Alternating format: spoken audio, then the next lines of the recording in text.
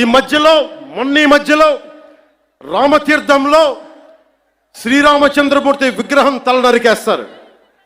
గత కొంతకాలంగా కల్తీ నెయ్యితోటి జంతువు కొవ్వుతోటి కలిపిన ప్రసాదాలు ఏడుకొండల వాడికి నైవేద్యంగా పెడతారు. అదే ప్రసాదాలు ఆంధ్రప్రదేశ్ నుంచి 1,00,000 లడ్డులు చేసి ఆ కల్తీ నెయ్యితోటి అయోధ్య రాముడికి పంపిస్తారు. దేశ ప్రతిపక్ష నాయకుడు అయోధ్య రామాలయాన్ని ప్రారంభోత్సవాన్ని నాచ్ గానా నాచ్ గానా నాచ్ గానా సభగా చెప్తారాయన. మా మనోభావాలు దెబ్బతిన్నావు. When the honorable opposition leader Sri Rahul Gandhi says Ayodhya ceremony, when he compares to it as a Nachigan Sabha, none of the Sanatani Hindus should not get hurt. We have to be happy about it. And you want the votes of all the Sanatani Hindus to get into the power, to be a political leader, to be in the opposition. And you want all the votes of Sanatani Hindus. But you don't respect Lord Rama. You might hate Modi ji. You might hate us. But don't you guys dare to talk about Lord Sri Rama.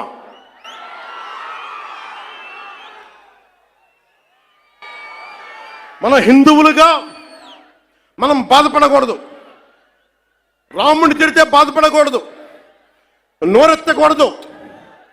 అన్నామనుకోండి మనం వెంటనే హిందూ మతాన్ని మొదలైపోతాం. The moment we say we have to safeguard our religion, when you abuse Lord Sri Rama, none of us should feel bad about it. The moment we utter our pain, the moment we say our voice, the moment we say we reflect our pain, suddenly we become Hindu fanatics. Would you dare to do the same thing to Islam? Do you have the same thing to do Christianity? No, you won't do it. Because Hindus are a docile society. They believe in karma. Let the God punish them.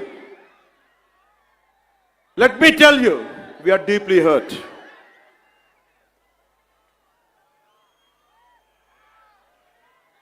అంటే వీళ్ళు ఎవరినైనా ఏదైనా తిట్టొచ్చు, కానీ మనకు బాధపడే హక్కు లేదు.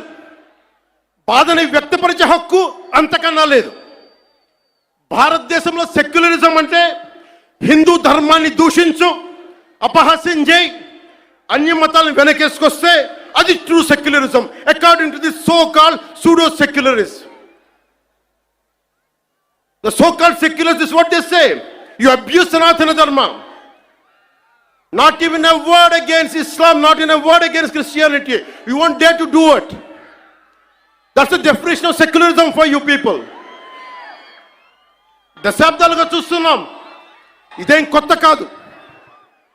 చట్టాలు కూడా పనిచేస్తాయా? చట్టాలు కూడా ఎలా పనిచేస్తాయంటే సనాతన ధర్మాన్ని పాటించే వారిపై వైపు నిర్దాక్షిణ్యంగాను, సనాతన ధర్మం పాటించే వారి వైపు చట్టాలు ఎలా పనిచేస్తాయంటే నిర్దాక్షిణ్యంగా పనిచేస్తాయి. అన్య ధర్మాలు పాటించే వారిపై ఎక్కువ మానవత్వం, దయ చూపిస్తారు.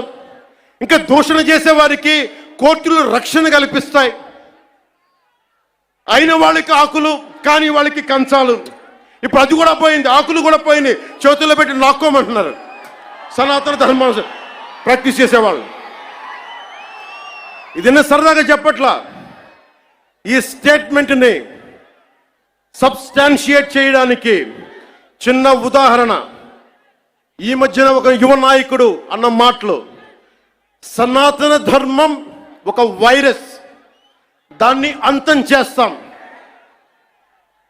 మీరు ఇలాంటి స్టేట్మెంట్స్ ఒక ఇస్లాం మీద జరిగితే వెంటనే దేశంలో ఉన్న కోర్టులన్నీ స్పందిస్తాయి, నిర్దాక్షిణ్యంగా శిక్షిస్తాయి.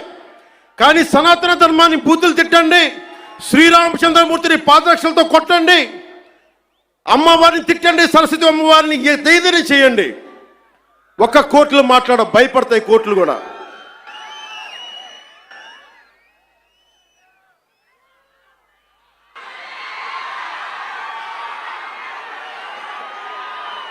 This is a classic case of justice.